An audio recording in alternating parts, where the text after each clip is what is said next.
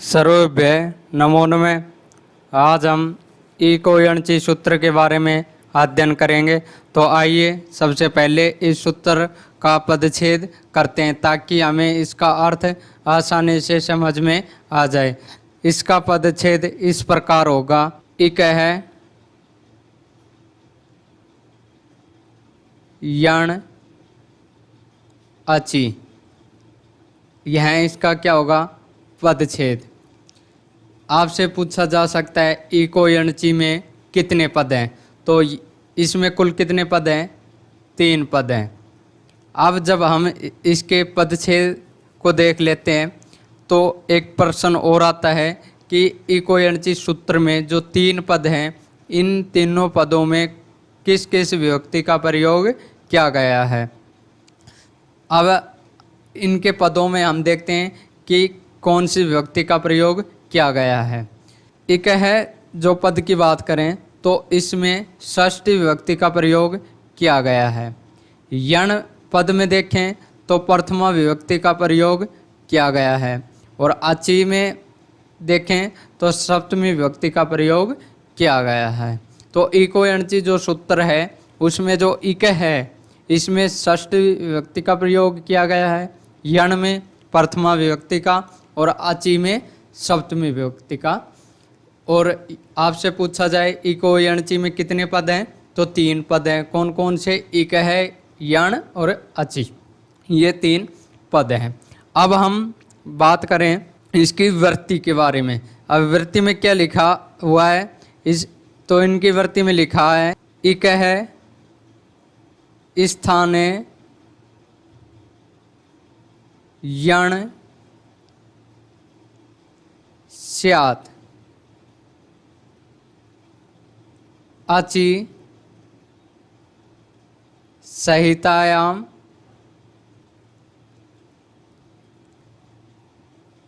संहितायां विषये। यह इनकी वृत्ति में लिखा हुआ है कि इक के स्थान पर यण होता है, अचि परे रहने पर संहितायां, संहिता के विषय में अर्थात संधि के विषय में। जब हम इसकी वृत्ति को देखते हैं तो हमें एक जिज्ञासा उत्पन्न होती है कि सूत्र में स्थानीय या इक के स्थान पर यण होगा, ऐसा तो सूत्र में कहीं पर भी नहीं लिखा हुआ है। तो इसकी जिज्ञासा को शांत करने के लिए हमें क्या करना चाहिए? इसके लिए पाणिनि जी ने अपने जो अष्टाध्यायी में सूत्रों में विशेष विभक्तियों का प्रयोग विशेष अर्थ प्रदान करने के लिए किया गया है, उसके विशेष प्रयोजन को हमें यहाँ समझना है। तो सबसे पहले हम इसी सूत्र के संदर्भ में बात करें तो सबसे पहले हम देखते हैं कि षष्ठी विभक्ति का प्रयोग पाणिनि जी ने अपने सूत्रों में किस अर्थ में किया, यह देखेंगे। जब सूत्रों की बात करें तो सबसे पहले हम यहाँ षष्ठी विभक्ति का प्रयोग देखेंगे। पाणिनि जी ने अपने अष्टाध्यायी में सूत्रों में जो षष्ठी विभक्ति का प्रयोग किया है वह किस अर्थ में किया है। तो षष्ठी विभक्ति सूत्र में कहीं पर भी लगी हो, अर्थात किसी भी सूत्र के किसी भी पद में लगी हो, यदि हमें उसका अर्थ निकालना है तो उसके अर्थ के साथ क्या अर्थ के साथ स्थानीय जोड़ देना चाहिए। तो यहाँ इस प्रकार का अर्थ निकलता है। जैसे सूत्र के संदर्भ में हम बात करें तो षष्ठी विभक्ति किस पद में हुई है, तो षष्ठी विभक्ति हुई है इक है में। किस में? इक है में षष्ठी विभक्ति का प्रयोग किया गया है। तो इस अर्थ के साथ अर्थात इक के साथ हमें क्या जोड़ देना चाहिए? हमेशा स्थानीय जोड़ देना चाहिए।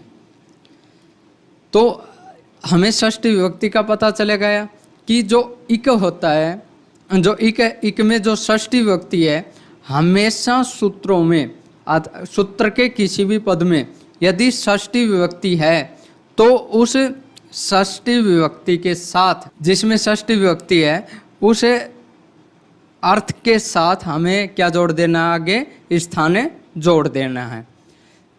हमेशा यहाँ बात याद रखिए कि जहाँ षष्ठी विभक्ति होगी वह हमेशा ही क्या कहलाएंगे, वह अर्थ क्या कहलाएगा, स्थानीय कहलाएगा। अर्थात इनके ही स्थान पर कुछ न कुछ या तो आदेश होगा या, अर्थात हम बात करें तो इक हमारे पास यहाँ क्या है, स्थानीय के रूप में, कि इनके स्थान पर कुछ ना कुछ या आदेश होगा, इन्हीं के स्थान पर क्या होगा, या आदेश ही होगा। ठीक है। अब इसके बाद में हम यहाँ प्रथमा विभक्ति की बात करें, किसी भी सूत्र में यदि प्रथमा विभक्ति होगी तो वह हमेशा ही क्या कहलाएगा, आदेश कहलाएगा। अर्थात स्थानीय के स्थान पर जो वर्ण आएगा वह प्रथमा विभक्ति जिसमें लगी होगी वही वर्ण आएंगे। अर्थात इस सूत्र के संदर्भ में बात करें तो प्रथमा विभक्ति किस में थी, यण में। तो यण जो होगा यह हमारे पास कौन से वर्ण होंगे, आदेश वर्ण होंगे। कौन से वर्ण होंगे, आदेश वर्ण होंगे। अब हम देखें यहाँ जो यण है इसमें कौन सी विभक्ति थी, प्रथमा विभक्ति। अब प्रथमा विभक्ति हमेशा किस संदर्भ में होते हैं, आदेश के संदर्भ में प्रथमा विभक्ति का प्रयोग किया जाता है। तो अब हम यहाँ देखें कि इक में कौन कौन से वर्ण हैं। तो जब इक में बात करें, इक वर्ण में देखें तो इक में कौन कौन से वर्ण आते हैं, ई, उ, री और लृ, ये वर्ण आते हैं इक में। तो ये कौन से हो गए, स्थानीय। अर्थात इनके स्थान पर कोई ना कोई वर्ण आएगा। तो और यण की बात करें, यण में कौन सी विभक्ति है, प्रथमा। तो जो प्रथमा विभक्ति होती है वह कौन से वर्ण कहलाते हैं, आदेश वर्ण कहलाएंगे। जैसे य, व, र और ल, ये कौन से वर्ण कहलाएंगे, आदेश वर्ण। कौन से वर्ण, आदेश वर्ण कहलाएंगे। यह तो इतनी तो बात हुई इक स्थाने यण स्यात्। अब आगे हम एक उदाहरण के माध्यम से आगे बढ़ने का प्रयास करेंगे जो आची है संहिता के विषय में। ये आगे हम एक उदाहरण के माध्यम से इनके बारे में हम यहाँ चर्चा करेंगे। उदाहरण है सुधि प्लस उपास्य।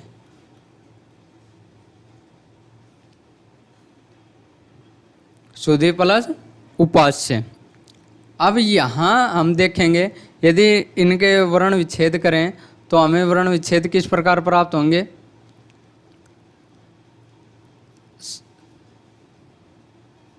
उ प्लस ध प्लस ई प्लस ओ प्लस प प्लस आ प्लस स प्लस य प्लस है।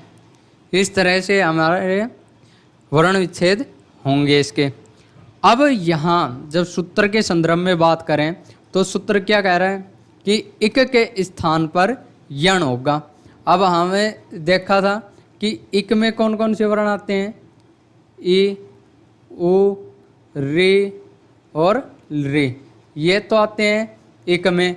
और यण में क्या आते हैं, य, व, र और ल, ये वर्ण आते हैं। तो हमने देखा कि इक के स्थान पर यण होगा। क्या होगा, इक के स्थान पर यण होगा।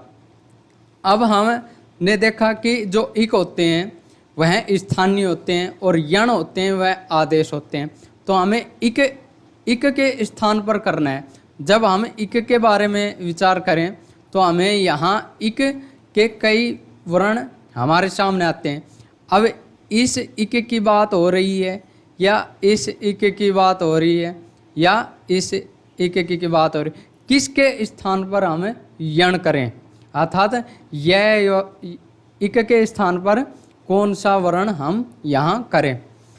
अब यह समस्या हमारे सामने आ जाती है कि इस इक के स्थान पर करें या ई के स्थान पर करें या उ के स्थान पर, किस वर्ण के स्थान पर हमें यण करना है। इसके लिए सूत्र में स्थित सप्तमी विभक्ति का विशेष अर्थ को समझना होगा। इसके लिए भगवान पाणिनि ने अपने व्याकरण शास्त्र में जहाँ भी सप्तमी विभक्ति का प्रयोग किया है उसके साथ हमेशा एक बात याद रखना, भगवान पाणिनि ने जहाँ सप्तमी विभक्ति का प्रयोग किया है, हमने ऊपर देखा कि षष्ठी विभक्ति का प्रयोजन को जानना, प्रथमा विभक्ति को के विशेषार्थ को समझा। अब हम आगे देखते हैं कि जहाँ भी व्याकरण के सूत्रों में अर्थात अष्टाध्यायी के सूत्रों में जहाँ भी हमें सप्तमी विभक्ति मिलेगी, कौन सी सप्तमी विभक्ति मिलेगी, तो उसका एक विशेष अर्थ होता है। तो क्या होगा कि जिस भी पद में हमें सप्तमी विभक्ति मिले तो उसके साथ एक सूत्र जुड़ेगा, उस सूत्र का नाम है तस्मिन्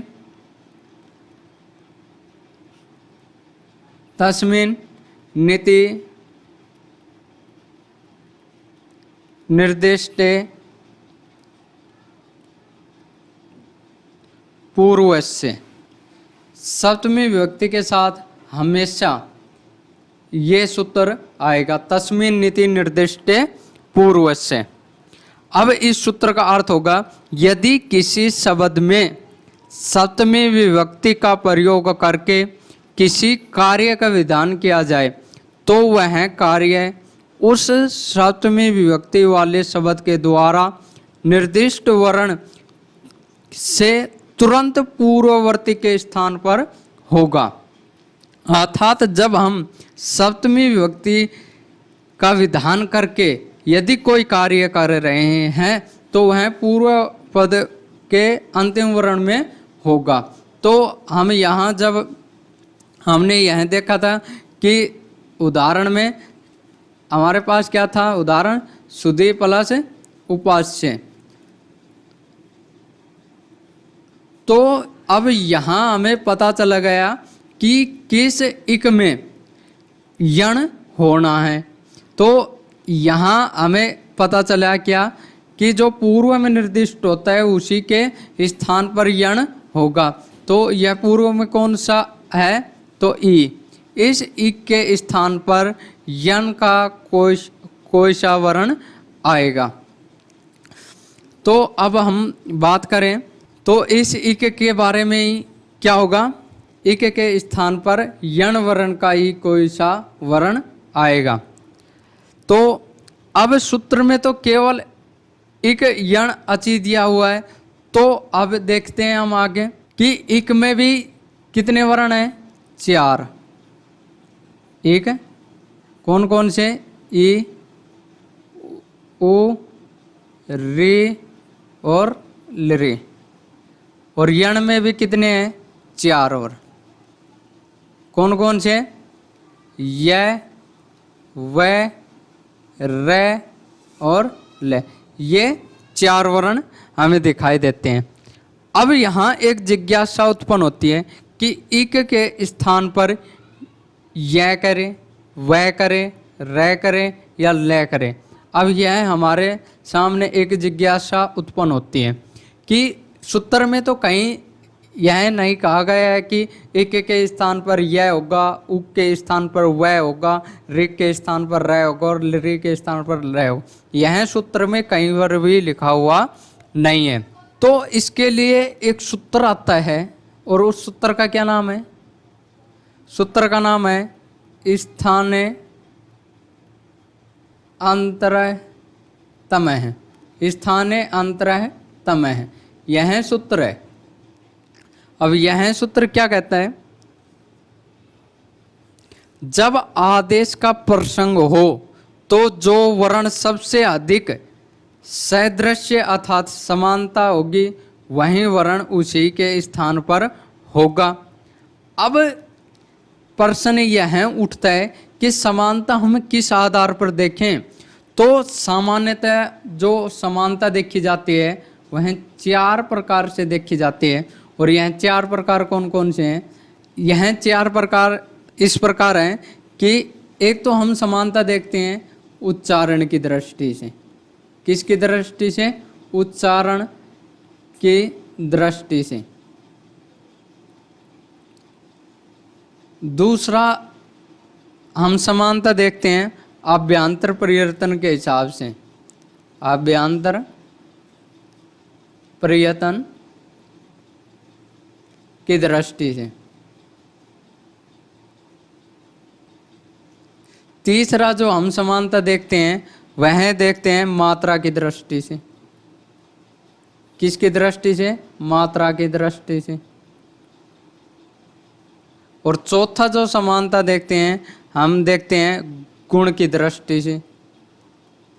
गुण की दृष्टि से। इस प्रकार से हम क्या देखते हैं? समानता देखते हैं इन चारों के हिसाब से। जो सबसे ज़्यादा जो समानता व्याकरण में दिखाई देती है वह दिखाई देती है उच्चारण के हिसाब से। अर्थात हम कह सकते हैं कि जब भी हमें समानता देखनी पड़े तो हम सबसे ज़्यादा किसका प्रयोग करते हैं? उच्चारण की दृष्टि से हमें उनकी समानता दिखाई देने लगती है। उसके बाद अभ्यांतर परिवर्तन, अर्थात जब हमें उच्चारण की दृष्टि से कोई समानता न मिले तो हमें अभ्यांतर परिवर्तन की दृष्टि से उसमें समानता देखनी पड़ती है। यदि अभ्यांतर परिवर्तन भी न मिले तो हमें मात्रा की दृष्टि से उसमें समानता देखने का प्रयास करेंगे। और मात्रा में भी न मिले तो हम गुण की दृष्टि से उसमें समानता देखने का प्रयास करेंगे। तो अब हम यहाँ देखते हैं कि किस दृष्टि में हमें समानता प्राप्त होती है। अब सबसे पहले हम उच्चारण की दृष्टि से देखते हैं। तो यहाँ जो इक में जो ई है इसका जो उच्चारण स्थान है यह क्या है? तो इसका सूत्र है इक इचु यसानाम ताल्लु। तो इक का उच्चारण स्थान क्या है? ताल्लु। और ये का भी उच्चारण स्थान क्या है? ताल्लु। तो उच्चारण की दृष्टि से इसमें क्या होगी? समानता। इचो यसानाम ताल्लु। तो इक का भी उच्चारण स्थान क्या है? ताल्लु। और वै का उच्चारण स्थान भी क्या है? ताल्लु। तो हम उच्चारण की दृष्टि से इसमें समानता देखेंगे। जो सबसे अधिक समानता प्रदर्शित करेगा उसी के स्थान पर वही वर्ण आएगा। तो अब यहाँ उच्चारण की दृष्टि से हमने समानता देखी। तो अब हमें यह ज्ञात हुआ कि जो इक के स्थान पर क्या आएगा? यह आएगा। उक के स्थान पर वह आएगा। रि के स्थान पर रे आएगा। और रि के स्थान पर ले आएगा। जब हम उदाहरण से देखें तो हमें यहाँ उदाहरण क्या था अपना? सुधि प्लस उपास्य, यह हमारा क्या था? उदाहरण। अब जो धीम में जो ई है क्या है? ई है। अब इस ई के स्थान पर हमें क्या होगा? यह वर्ण होगा। तो जब हम ई के स्थान पर यह कर देते हैं तो हमारे पास जो रूप बनेगा, जो उदाहरण प्राप्त होगा वह होगा सुधि